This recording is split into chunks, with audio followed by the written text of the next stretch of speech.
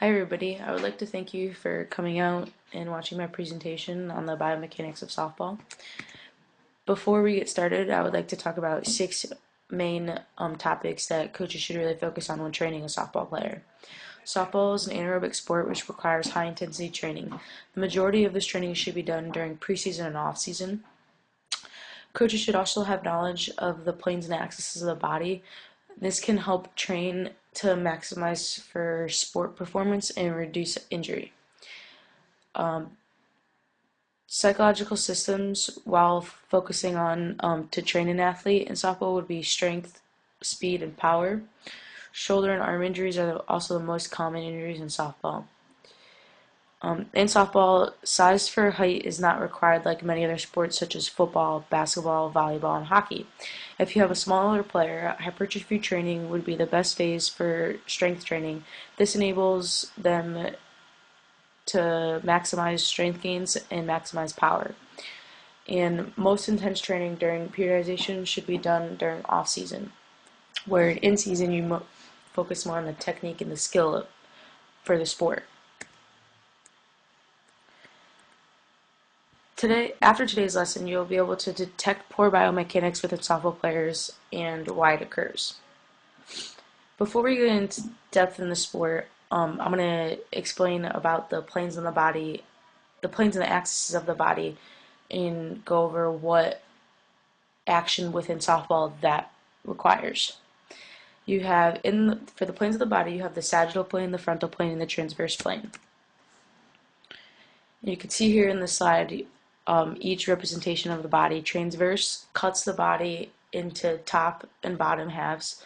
Frontal plane cuts it to your front and your back, and then the sagittal plane draws a line through your center for your left and your right side. Planes that are associated within softball: sagittal plane is associated with hitting, fielding, and pitching. Frontal would be fielding, pitching, hitting, and throwing, and transverse, pitching, fielding, throwing, hitting, and bunting. Sagittal plane is hidden because when you're standing in the batter's box, if you draw a line down the center of your body, when you swing and you're stepping into the pitch, you move your body left and right, but you want to make sure you stay balanced within that plane.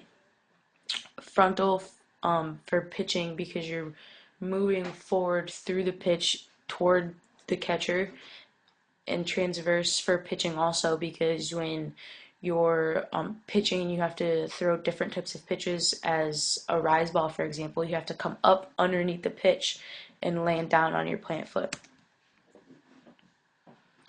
Axes of the body: the frontal axis draws an imaginary line through your shoulders, and this is where the body rotates across the axis. The sagittal plane, or the sagittal axis, draws a line straight through the stomach of the athlete, and then the longitudinal axis or vertical axis passes vertically from inferior to superior from the top of your body to the bottom, and is formed in the intersection of the sagittal and frontal planes. Sagittal axis also is associated with throwing, bunting, running, pitching, hitting, and fielding. Frontal axis: throwing, pitching, base running, hitting, and fielding. And the vertical axis is throwing, hitting, running, and exiting the batter's box. In softball, a lot of the motions are associated with all three of the planes of the body and the axes of the body. When an athlete performs an action during play and breaks the plane of movement, not only does it take away from the skill, but it wastes energy as well as causing different types of injuries. Shoulder injuries, back injuries, and elbow injuries become relevant in young athletes because they're not taught the proper way to perform the skill, and once they have hours of repetition performing it poorly, it is hard to break them out of that habit. Poor coaching as the athlete is younger and is a novice athlete, if you teach them and coach them how to do the motion improperly, that will set up a lifetime of having to try to break that habit and disrupt their performance. This is because of all the myelin they have created over the years along the nerves. Myelin is a mixture of proteins and phospholipids forming a whitish insulation around many nerve fibers, increasing the speed at which impulses are conducted. This is kind of where the nickname of muscle memory comes from, because the more you perform an action, the faster the impulse moves through the nerve systems to allow that action to be performed. Another reason athletes inherit poor mechanics while playing, even if they do know how to throw properly, it, and pitch and do other actions correctly, is because of fatigue and the frequency of how often the body is being used. Once the athlete starts to get tired, they will not be able to perform the proper movement. Take hitting, for example. The proper action of hitting is along all three planes of the body as well as all of the axes. When an athlete breaks the frontal plane, which cuts the body from the front side of your body to your back, during hitting, this means during their swing they either fell forward on their toes or back on their heels, breaking the plane.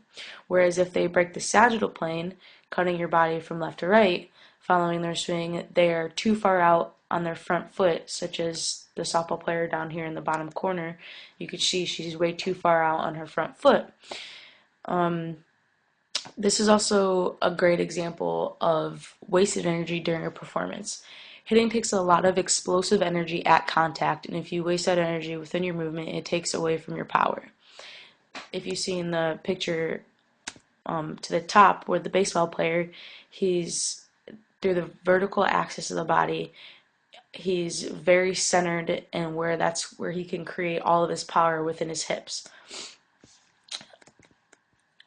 Another example, or another softball movement that a lot of players will do while fielding a ball, tends to cost them a lot of energy, as well as setting up the platform for bad throwing mechanics. When an infielder fields the ball, she should move through the ball, setting her up to get into the power position for throwing.